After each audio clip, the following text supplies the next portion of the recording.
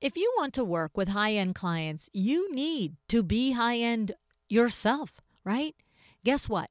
Top firms know this. Studio McGee, Corey Damon Jenkins and Associates, and other leading interior designers don't just rely on mood boards and sketches. They use top-tier renderings to bring their visions to life.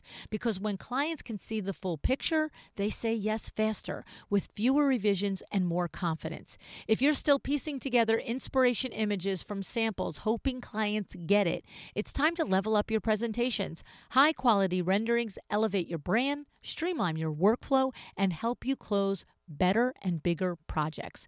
Want to present like the best in the industry? See why top designers trust Duke Renders.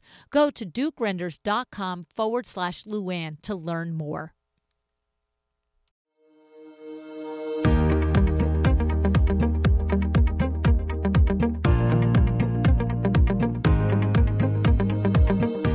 Welcome to A Well-Designed Business. My name is Luann Nigara, and I'm so glad you found this podcast. Together with my husband Vince and our partner Bill, we have grown our company Window Works from the ground up. So I know and I understand the challenges you face in running your interior design business.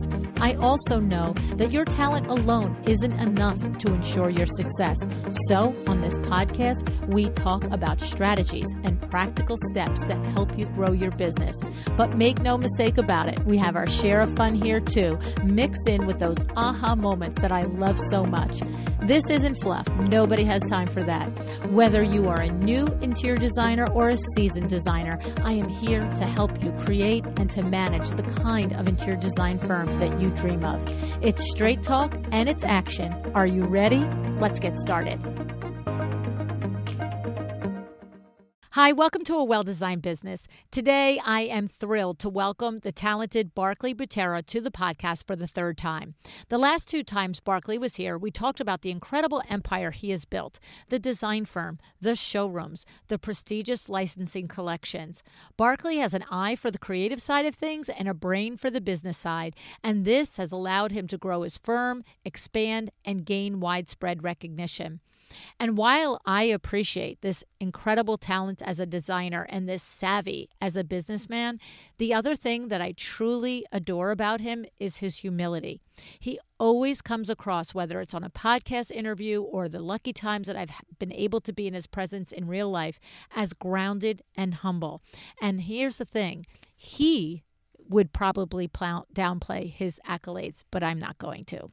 Since 1994, Barclay has grown his flagship Newport Beach design firm into a full-scale lifestyle brand with a second showroom in Park City, Utah, and a portfolio that spans luxury residences, hospitality projects, and features in top design publications worldwide.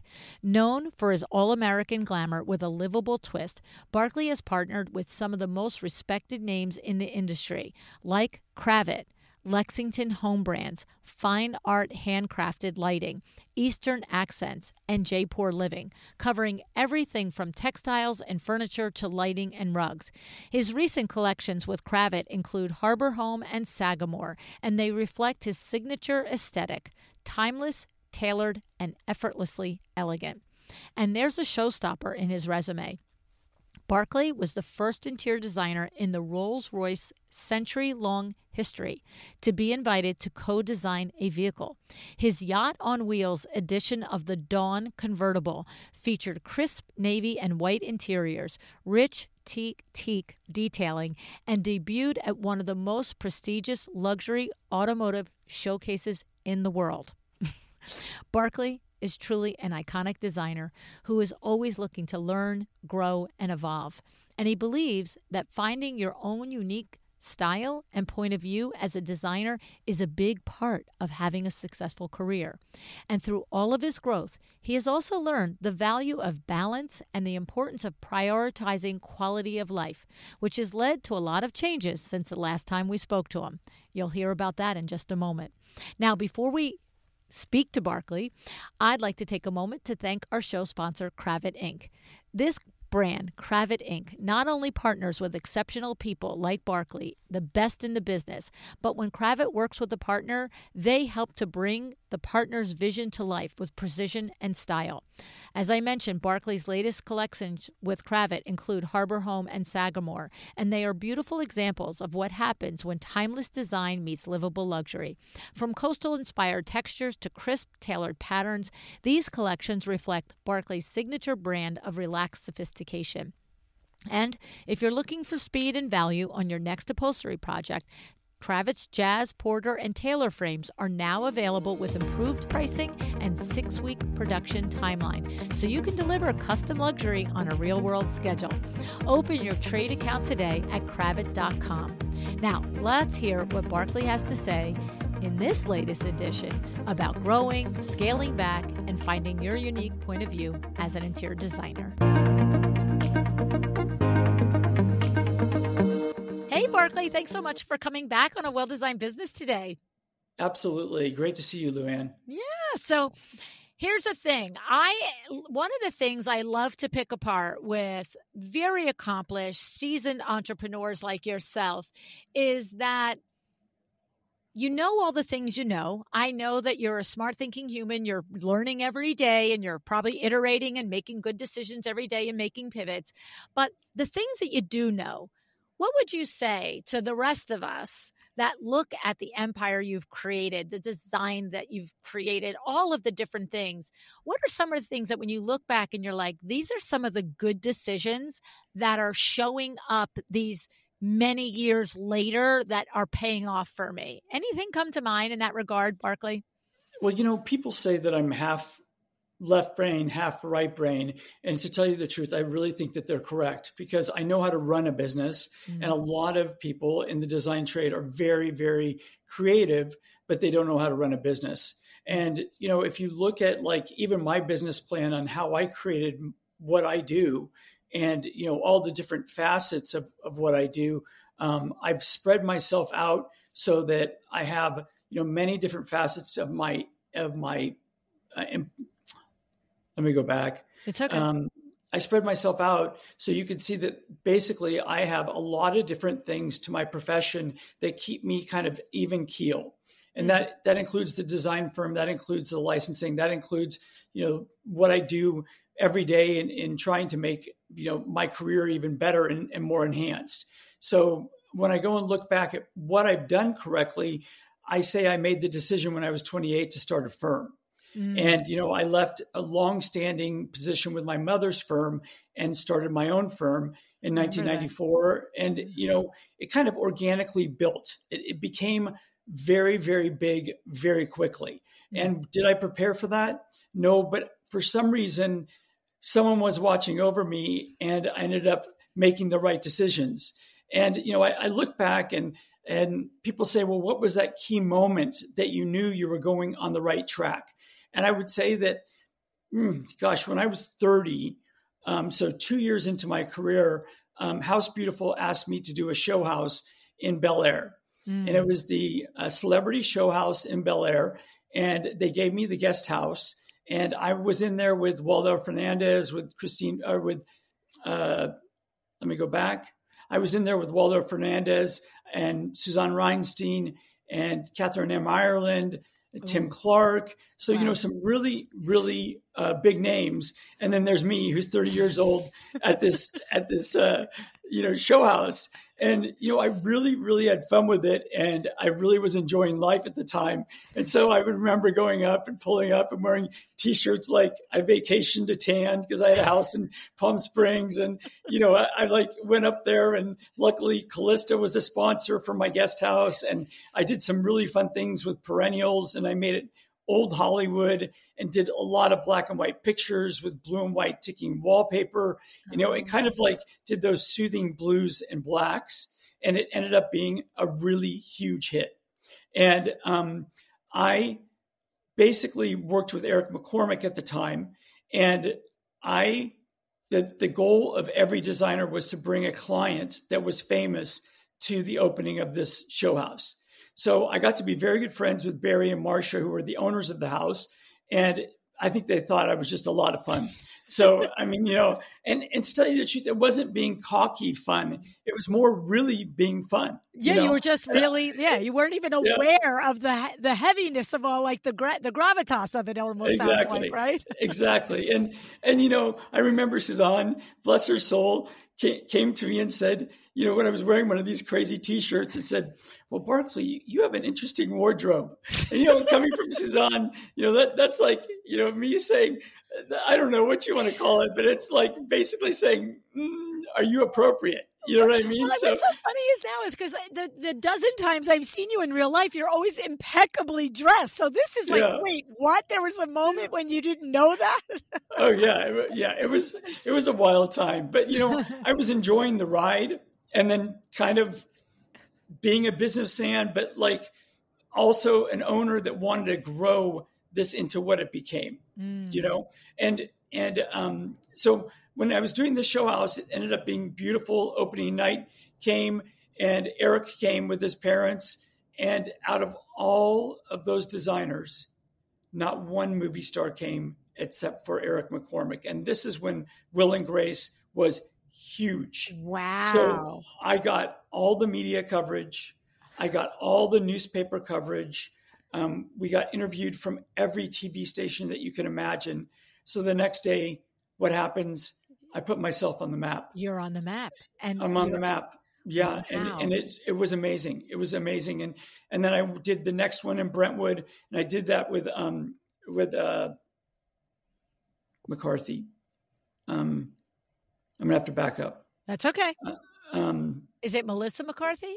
No, the crazy one with the boobs. Jenna McCarthy. No, it's Are we talking about actresses now? Yes, actresses. Okay. Jenny McCarthy. Jenny McCarthy. Yeah, Jenny McCarthy. Yeah. Okay, so I'll go back and I say, then I participated in the Brentwood show house for House Beautiful, and I had Jenny McCarthy as my co-host.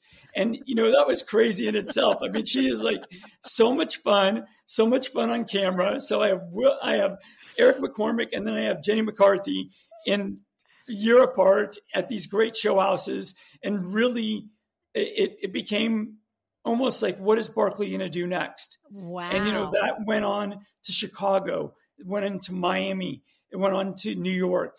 It went on to the Hamptons. And I kind of like, carried myself throughout the country doing these things that I had a blast doing. But, at the time, I was very blessed to have the income to do them, because show houses are so expensive today that you really can't do what I did in the past, and so I would say, it caused a lot of my fame, but I was very blessed to have the opportunity to do these show houses. Yeah. And, well, it sounds like to me, there's a couple of things in there. Number one, there was the directive, bring a movie star, and you're the one who followed the directive, right? Like, right. Like, let's be serious. Number one, like, did you do it? Yeah, I did it. Right. And then secondarily, when you said, just now, I was blessed to have the ability financially to do these. Was that because just from a technical standpoint, the years you worked at your mom, you had a savings, or you were doing projects at the same time, but you were then you were doing profitable projects that you were focusing the marketing in so that you could do this stuff, or you were already creating substantial relationships with brands and you're like, hey, look what I bring to a show house, so let's all bring it together. Like, how did that happen?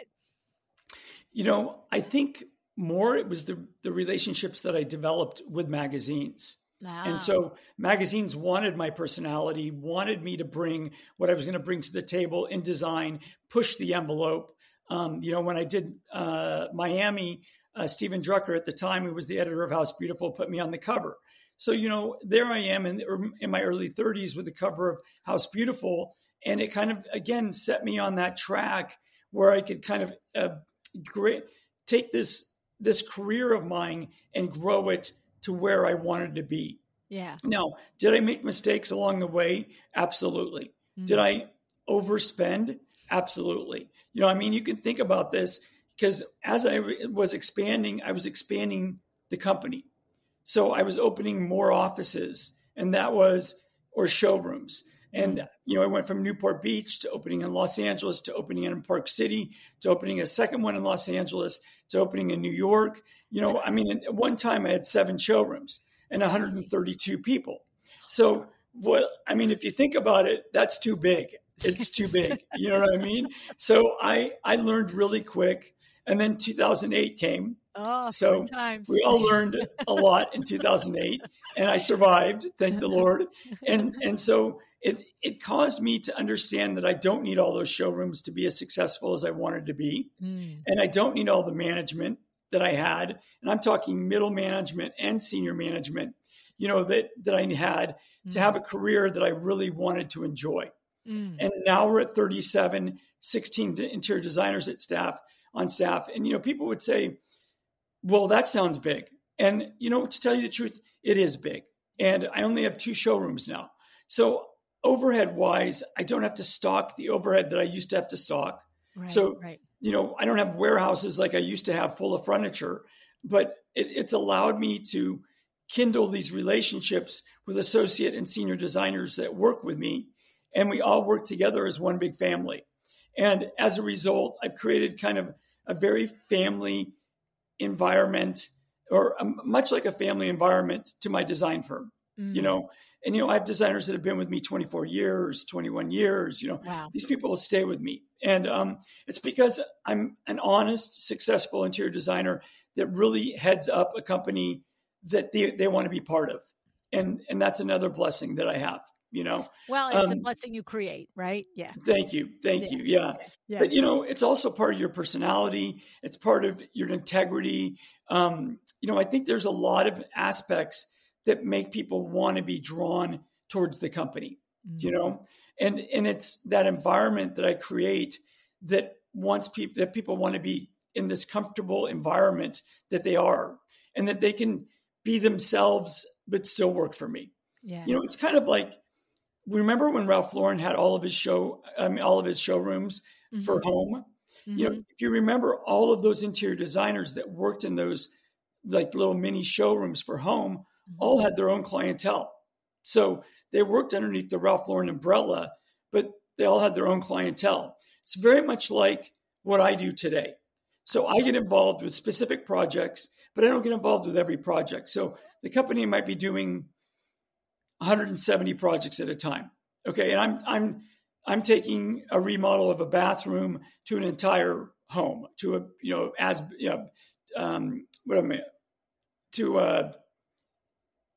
new build. So let me go back a little bit. So I'm taking a remodeled bathroom to a new build when I say that we have that many projects. So some of them will last a couple of months. Some of them will last a couple of years. Mm-hmm. So when I spread myself out, that's about how many projects we're doing a year. Wow. So yeah. And that's with 16 interior designers. So these people like to work. Yeah. Yeah. Well, anyway, the way you described it, it's like we talk about it on the show all the time. Be very clear on your mission, vision, and values, because from that develops your company culture, and the people that you hire come in. And when everybody is reading from the same playbook, everybody's happy and everybody is jiving and grooving and things are happening, right? Yeah. But you can't skip that step, right? You have to be clear you're first. Like, even, it's funny because even when you talk about that first show house and you're showing up and you're 30 years old, your true instinctive nature is fun. We're going to work hard, but there's fun in it. And I'm feeling like I'm getting that message even now, all these years later, when you're saying the people who work for me, they're there 21 and 24 years because they can be themselves. They can have fun and they can do their work. So it feels like it's a value for you. Like it's not by accident, right? Yeah. And I actually make sure that I'm part of those showrooms, that I go there and work every day, that I make sure that I'm a presence to this company, and I think that's not just super a figurehead, important. Right? Exactly. So, when I look back at some other good decisions that I've made, it's really going back to the licensing side. 25 plus years ago, I signed with Kravet, and that's turned into 14 licenses today. So it's really kind of interesting how I've grown that side of the business too. So there I diversify. And now I've gotten into the high-end vacation rental business. So I've bought homes that are now vacation rentals, VRBOs, Airbnbs. And that's another segment of my, design, because I go and decorate these houses and then people want to go and stay in them. So it's kind of like and that's fun, Luann. That's fun to do, to tell you the truth. Yes, it's a lot of work and you got to manage all of these people coming and staying in these houses. But to tell you the truth, it adds another facet that doesn't make me bored at my job. Yes. To tell you the truth, it's something that I love to do. And I love to do interiors. I love working with great customers, clients, and so on. And I love doing the licensing because I feel like I get to have all these different venues where I can have this creative energy go out, and a lot of the people in the public can buy that creative energy. Yeah. And then going to these vacation rentals is another aspect. I can grow older with this concept and still get this passive income. Yeah. So you know what I mean? Who knows what I'll do next? But these things are enough right now. These things are enough. Yeah. So it's funny that you say that at this point you're 37 employees, right? Total employees. Because I think when we talked back in 2018 or whatever it was, I think that was when the company was at the 100 plus. I feel like. Was it really? I think so, because I remember hearing that number. I would have to go back and listen to the recording, but I feel like it was 130 employees. And I thought to myself, OMG, that's that's what I thought too. That's what I said. Barclay, slow down. Yeah. Well, and it was funny because, there was another analogy in there at a way lesser scale, but there was a point my husband and I started our business in 82 and we opened up a showroom. We were window treatment specialists, right? And then within 2 or 3 years, we had 3 showrooms. And within the first couple of years that we had these showrooms, we were part of a national chain, and our showrooms consistently every year were gross profit and gross sales 1, 2, and 3. And then everybody else in the country can filter in 4, 5, 6. We were just driven. This is what we were doing.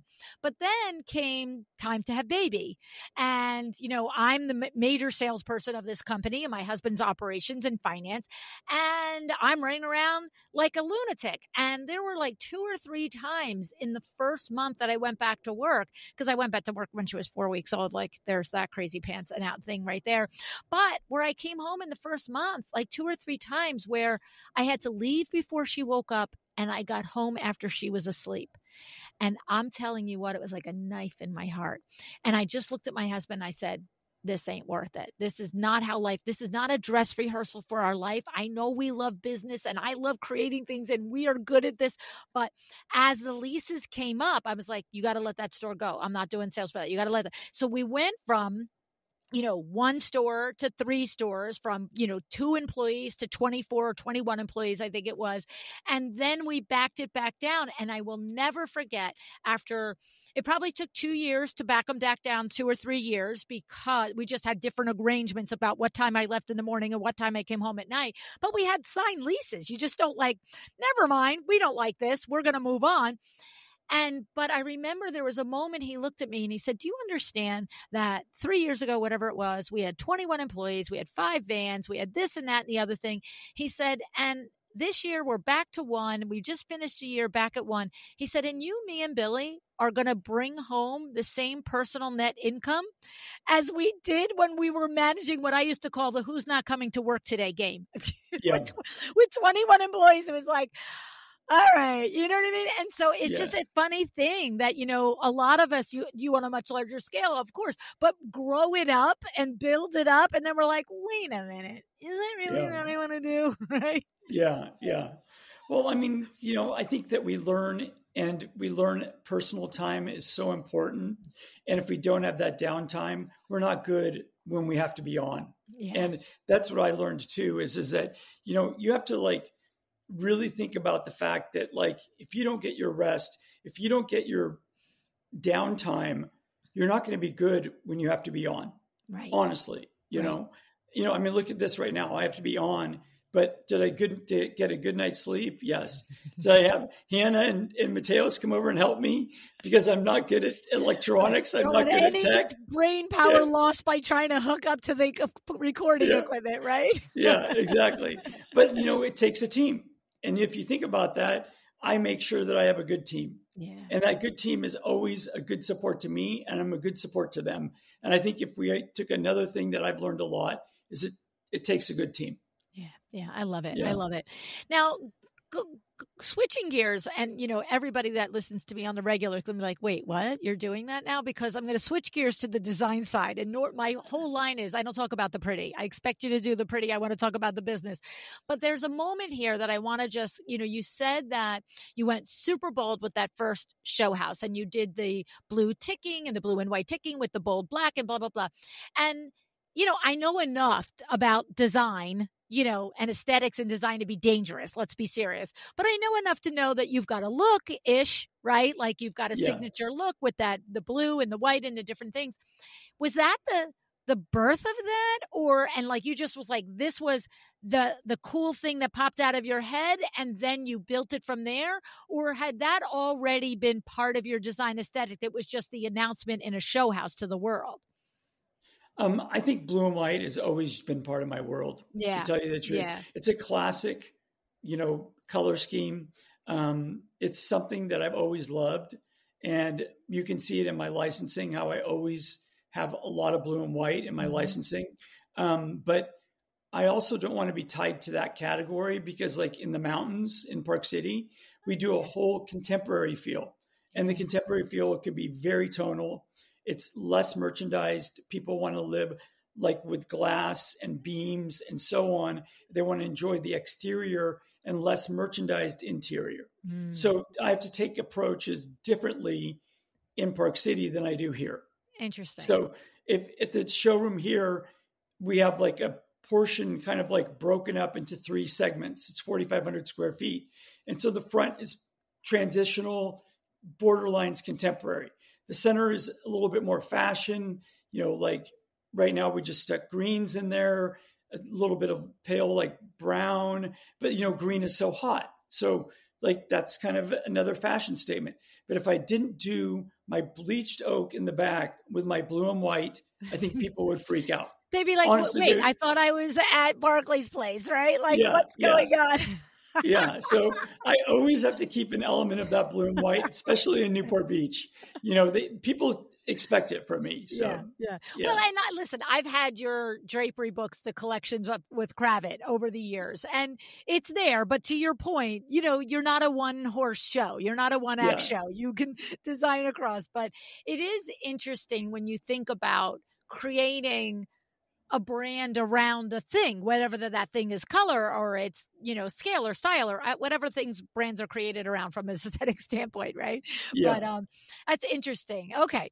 All right. So now,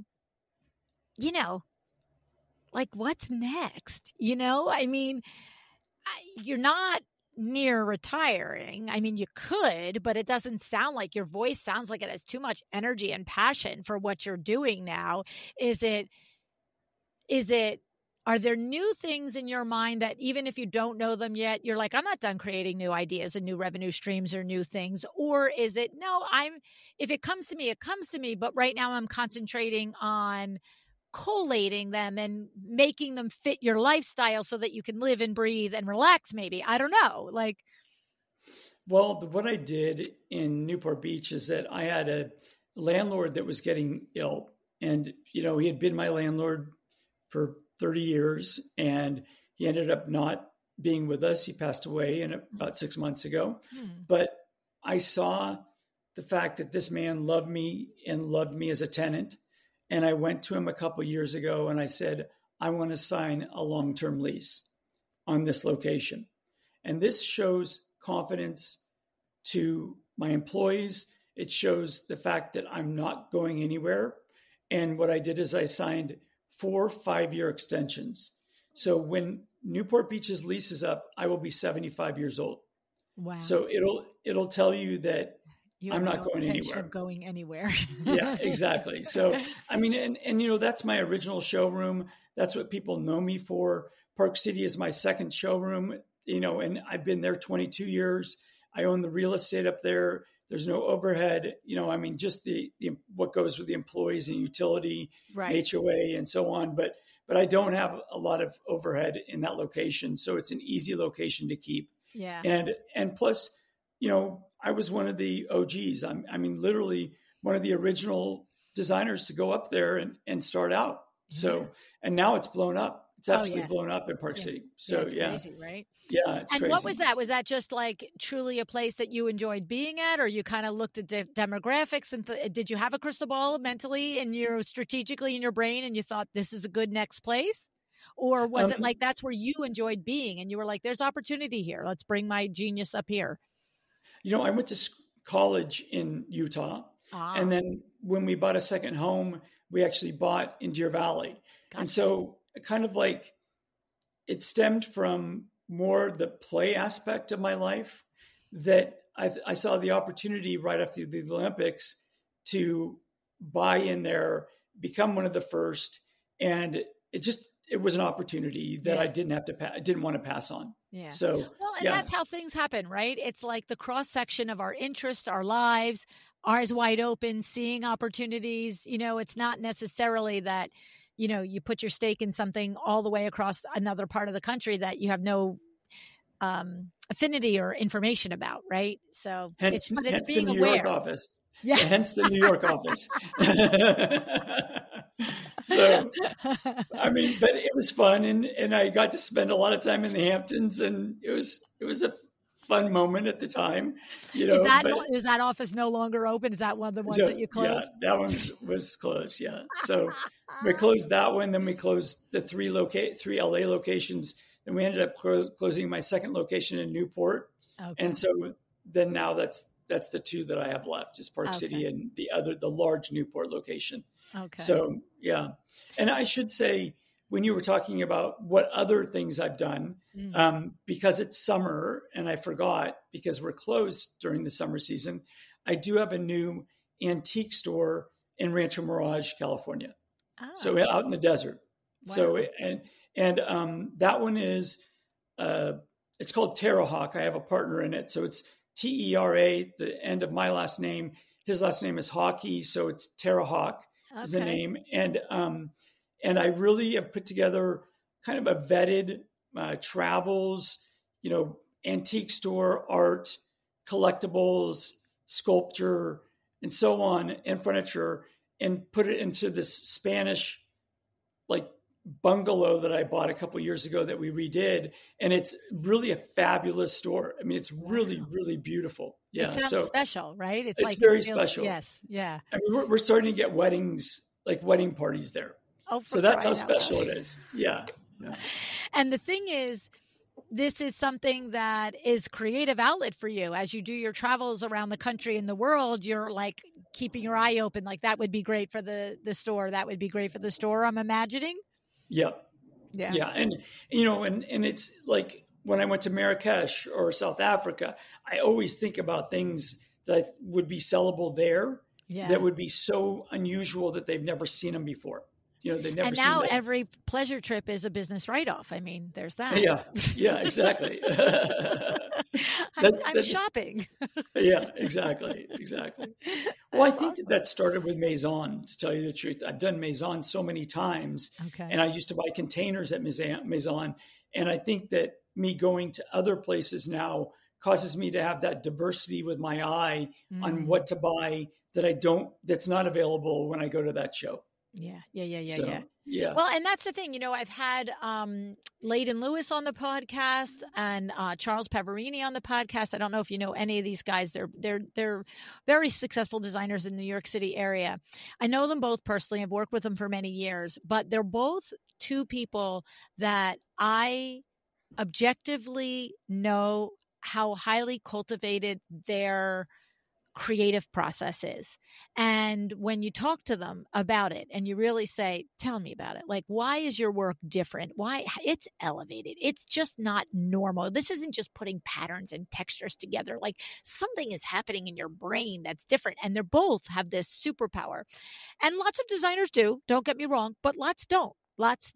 Okay. Yeah. And they both attribute, among many things, but travel as one of them, is that, travel to not normal places, opening your brain and not just being there, but observing and really I think it was Layden, or I don't know, it was Layden or Charles one time said to me, like, I'll be sitting on a subway and I'll be looking at the line of the way a thing is doing a thing that's something. And then all of a sudden I'm thinking of a chair and a sofa end. And I'm just like, okay, yeah, I'm just riding the subway. That's what's happening for me. Yeah. So, for you, the same thing, right? Going through the travels across the world and thinking about what we don't have here or what will surprise and delight us, right?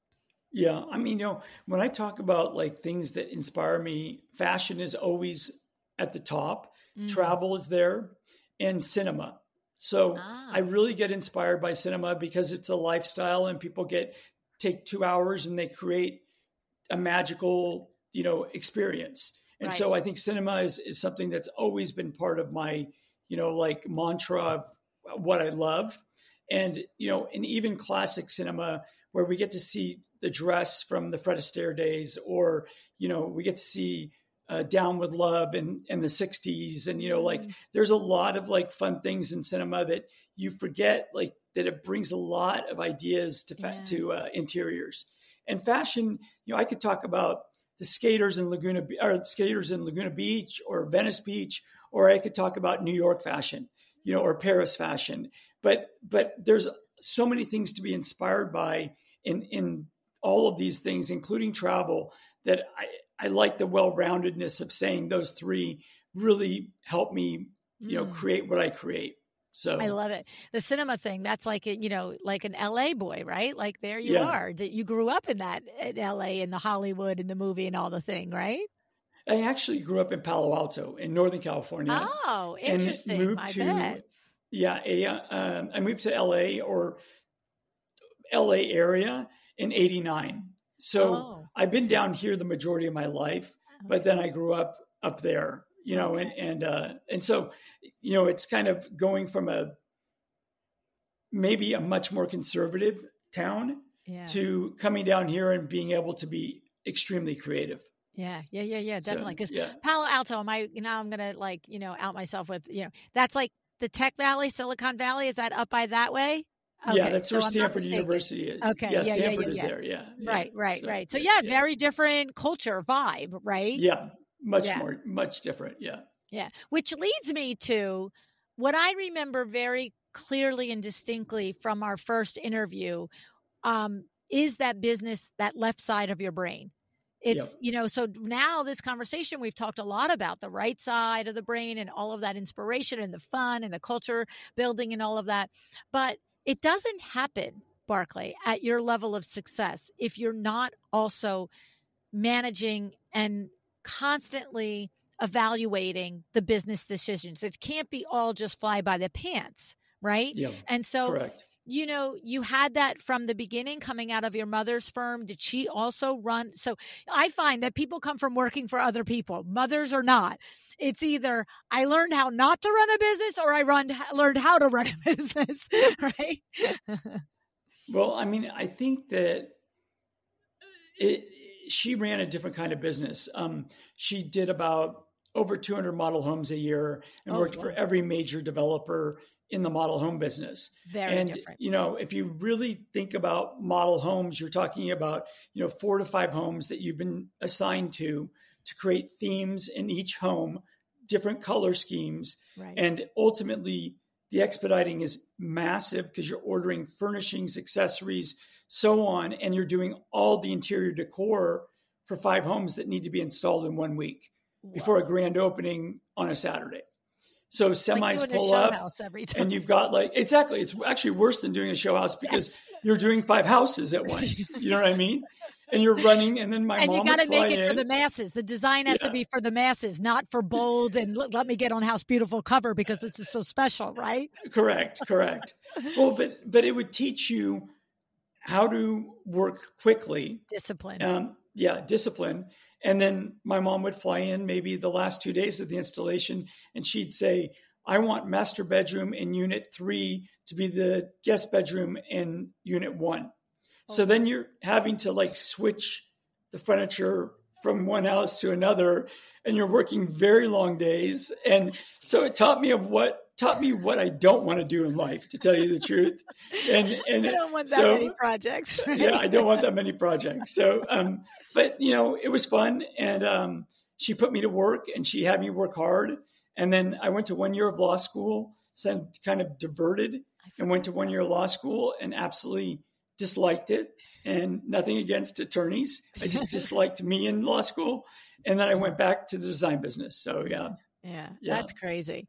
But then what did you do throughout your business career? Like let's just take a slice in time where you start to downsize the company from, the X amount of showrooms to, and hundreds of people to, the 7 and the 37, what's your process for that? Is it that you get a radar, you get a sense, we need to change directions, you're looking at the P&L, you're, having advisors with you, or I imagine there was a point where you were the catalyst for things, and possibly now in your business, you are getting presented with, hey, you just heads up on this. I don't know. I mean, my husband is going to he's 77 and he's, there's nobody that's looking at the P&L before he is. Like he's always like, what are we doing here? Let's jigger this. This isn't right. Like, maybe back. So where is it for you in that left brain swimming lane there?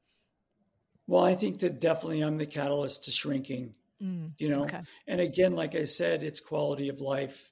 So it's not quantity of showrooms, it's not quantity of employees, but it's quality of life. And if I'm sacrificing quality of life for those things, it's the wrong direction. And I think maybe it took the maturity of all those years to finally realize that I don't need to be big. And I can still make an impression on this world and not have to have what I had, and also I enjoy my days much more than I did before because the stress was very heavy. And I don't think that I talk about the fun things that happened, but I also don't talk about the stress, and the stress level was very heavy. So it's a better place now. What's interesting is when we did the interview back whenever it was 17 or 18 or whatever it was, we were not recording video then. But what I noticed when you first came on camera and throughout this conversation, there is actually this exhale about you. Like you were, I mean, I guarantee you if we had the video, you look younger now to me. You are much more relaxed to me. And I think it's noticeable. I have to say, I think it's noticeable that I can't imagine the pressure of running a company that large and the number of things pulling at you. It had to be, just monumental, actually. Yeah. Do you know what it did is, and I think there's a lot of people that would talk about this, but COVID changed my life. And when things shut down and you go home and you look in that mirror and say, how are we going to survive as a company? And also, how am I going to survive as a person? Look, I'm getting chills right now during a time when the world is not shopping and the world doesn't want to do their house right now. It's just not their priority. And so I made a couple of decisions during COVID. I redid my backyard, which was hell, but I put in a swimming pool and just did some fun things like that. And I got a King Charles Cavalier, who's the love of my life. His name is Clayton. And the third thing, which is the most important thing, is I ended up getting married. And I never said I would get married, and ended up marrying a Brazilian attorney who lives now in California with me. But all of these things, I think have slowed me down and made me feel like, hey, take some breaths. Prioritize. Enjoy what you have. Right. Yeah. Reprioritize. That's awesome. I'm so happy for you on all three of those. Yeah. Thank you. Yeah. I mean, I had no intention of bringing it up, but the way your conversation went, I was like, it's just the truth. I can see it. your Yeah. face. It's just lighter, happier, airier, all the Well, things. thank So you. Thank good you. for Yeah. you. Good for you. So, okay. So it's funny that you said that during COVID you built a pool, because my business, Window Works, which I still owned at that point, now I've since sold it, a part of our world, half of our company is outdoor projects and outdoor structures for pools. And we went from having average $200,000 months to $800,000, gross revenue numbers, because everybody and their brother like you, we were like, oh, this is amazing. But it was insane to keep up with it. Yeah. Yeah. And of course, we're in New Jersey. So when somebody decided in July of that first summer of COVID that they needed an outdoor structure, they didn't think they were getting it in November when the sun wasn't out in New Jersey anymore. So the pressure was beyond comprehension. Yeah. But it's funny. But it was a big wake up call for all of us in some way or another, right? Like, what are we doing? What's this hamster wheel that we jumped onto? Like, right? Yeah. Yeah. Yeah. So, but, it taught me a lot, to tell you the truth. And I think that, again, there's things that happen that are actually in a roundabout way a blessing that came into my life that caused me to slow down. Yeah. 100%. 100%. Yeah. This is a weird question to ask. I don't think I've asked anybody of it before. You don't have to answer it if you don't want to. But you have 20, 30, 40 years left. It's not like but I'm thinking in terms of legacy, like the legacy, like I could make up my mind. I could put a story in my head of what Barclay's legacy is.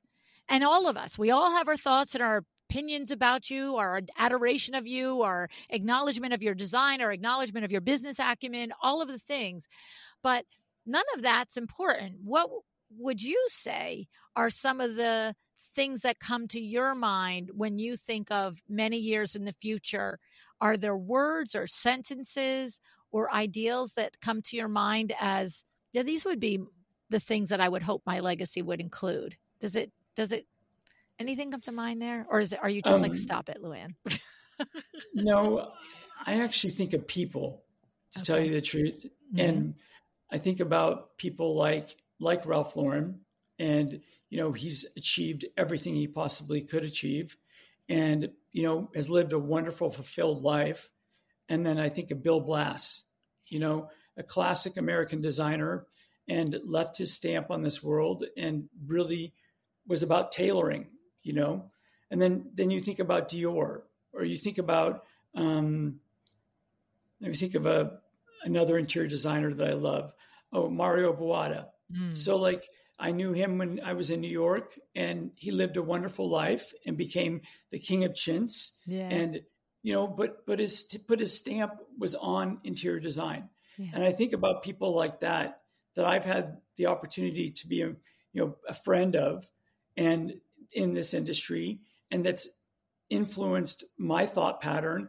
Or maybe I asked questions, at the time that I needed answers to, or their, advice from that, again, surround yourself with good people and good things happen. And I would say that's played a major role in my life, is surrounding myself with good people. I love it. Yeah. For me, when you name those names, you're on that list. Like the rest of us are like, well, you're right there. Do you have that sense? And I know it's a tough thing because I'm not asking you to be ridiculously modest just for whatever. And I'm not asking you to wear a mantle that you don't want or earn, but to me, Barclay, you're a legacy dude. You're a guy that we're going to talk about. Like, well, I'll be gone before you will, but they'll talk about you like they talk about Mario, and they'll talk about you like they talk about does that sit on you? Do you feel that yet, or you're not at the stage where you see that yet or feel it yet? I think that if I was, I don't want to become complacent. And gotcha. So I always want myself to push myself to the next step. And whatever that step might be, I don't really, I appreciate everything that's happened to me. I know that I've achieved a lot, and I know I have yet to achieve more. And my mom's 83 and still practices her profession. Wow. And so I have a long time to go before I feel like, I don't know. I mean, I really, I think a shawl around your collar. Yeah, exactly. I mean, it's kind of, it's a tough question to answer because I push myself, and I push myself in a good way now, but I always want to achieve more because I don't want to rest on my laurels, if that makes sense. Yeah. No. Yeah. It does. And I know it's a weird question to process, right? You could take it in 1,000 different directions. I think it's just, I mean, I appreciate, what you've created, the path that you've shown, the way you've done it. And the fact that you come and share your time here for a second time with me and with my audience on it, because, just like Mario and Bill Blass and Ralph Lauren, you looked up to them, we look up to you, you know what I mean? So it's super cool. But it is kind of funny. It's like, do you know, and I know, but there's a level, right? But I hear you. I'm blabbering now, I just, I said this to you off air. Having built a business and run multiple businesses over 4 decades, none that even remotely compare to what you have achieved. They're all good businesses. They're all profitable. I would hold them up as a case study all day long.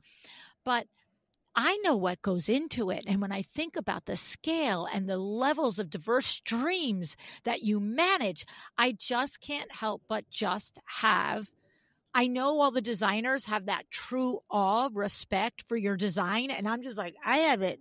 True respect for the business acumen. You know what I mean? That's just crazy to me.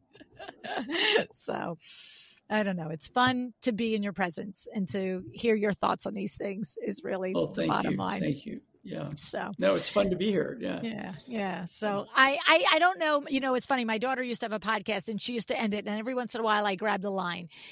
Before I let you go, is there anything that comes to mind that you wish I had asked you that I hadn't, or a topic that you thought you'd like to share a thought on before we go, or you feel good and we can wrap up? I just don't want to leave you thinking, I didn't get to say a thing. So. No. I feel blessed to live the life that I've lived and still have yet to live. And I can't tell you that I feel like good things happen to good people, and that is really my mantra: is good things happen to good people. So, yeah. I love it. I love it. Thank you so much for being here again with me today. I appreciate you, Barclay. Thank you so much.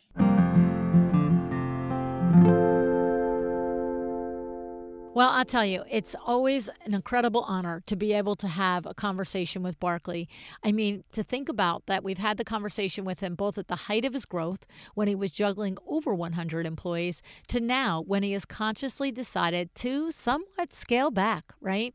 I appreciate his candor as he looks back at what many of us would call a dazzling career. He is so respectful of the people that have been a part of that career, and he's aware of the mistakes he's made. We all know the mistakes we've made. We don't often talk about them, though. And I appreciate that he's willing to talk about those, the lessons he learned, and the decisions that led to where he is today. And of course, as he mentioned, one of those decisions was getting into a partnership with Kravet more than 25 years ago. And that led to many licensing and partnerships over the years with other brands. We can always look back with hindsight at those moments in our businesses that make all the difference. I recall when Vin and I owned Window Works and we decided to join Exciting Windows. And it's been a decision that's paid off for us in more ways than I ever could have imagined. It brought us mentorship, an ongoing community, and now a whole new phase of business that we didn't plan on back then. But we knew that we didn't know everything. and that we had an opportunity in front of us to be in a room with people who might know more than us. And for Barclay, getting into licensing, it was one of those moments. He didn't know how it would lead to everything that it quite led to. He just made a good, smart business decision, and it ultimately paved the way for opportunity after opportunity. Okay? It's clear that Barclay has a great eye for seeing those types of opportunities and for the business side of things in general. You just don't get to that level without having that trust in your own intuition and that ability to assess risk versus opportunity. He has that in spades, and I admire that about Barclay so much. But what I also found compelling about this conversation was that for him, it's never been about bigger is always better. He grew when he was ready to grow. He prepared to be lucky and said yes to the opportunities that opened doors for him. And he made a name for himself, and that is going to be remembered. We will be speaking his name for decades, okay? But then when it felt like it wasn't giving him a better quality of life, when he felt like it just didn't feel in alignment for him, he stepped back. He learned from it. And he made a conscious decision to right-size his business, right? There is no right or wrong. There's no good or bad. It's what's right for you in your stage. And it takes courage to do these things. It takes courage to grow a business. It takes courage to scale it back. It just isn't always easy. It takes a deep understanding of yourself, your numbers, your time, your values, and knowing every corner of your business. It also takes belief in your next new self and what that version of you wants for your next new self, right? Because over time, our goals shift. Our vision for our lifestyle changes. It evolves. And I'm telling you, it takes real courage to trust that instinct and to make the decisions that feel hard in order to follow and go after that next new version. So whatever your goals are, I hope you take some of Barclay's insights and let them shape the way you think about your business and your life. Your business should bring good things back to you. It should bring things back to you. It should bring time back to you, joy, freedom, fulfillment, profits, okay? So build it with intention. Build it for what you want. Maybe the message you want to hear today is build and grow. Maybe you go back and listen to that other episode when he was at the height of it. Maybe the message for you is it's okay to go smaller. You're going to be at a different part in your journey. And that's what's the cool thing about it, right? So Barclay, thank you so much for such an awesome conversation. I really, really appreciate you and have appreciated getting to know you over the years and having these opportunities to talk to you. I don't underestimate it. I really, truly value it. And I look, forward to just continuing to follow your creativity, your inspiration, and your honesty about the growing and the changing and evolving as a business leader. You are someone to look up to, and I certainly do. And thank you for listening. I appreciate that you show up. You are amazing for doing that with us today. Thank you, thank you. Decide to be excellent.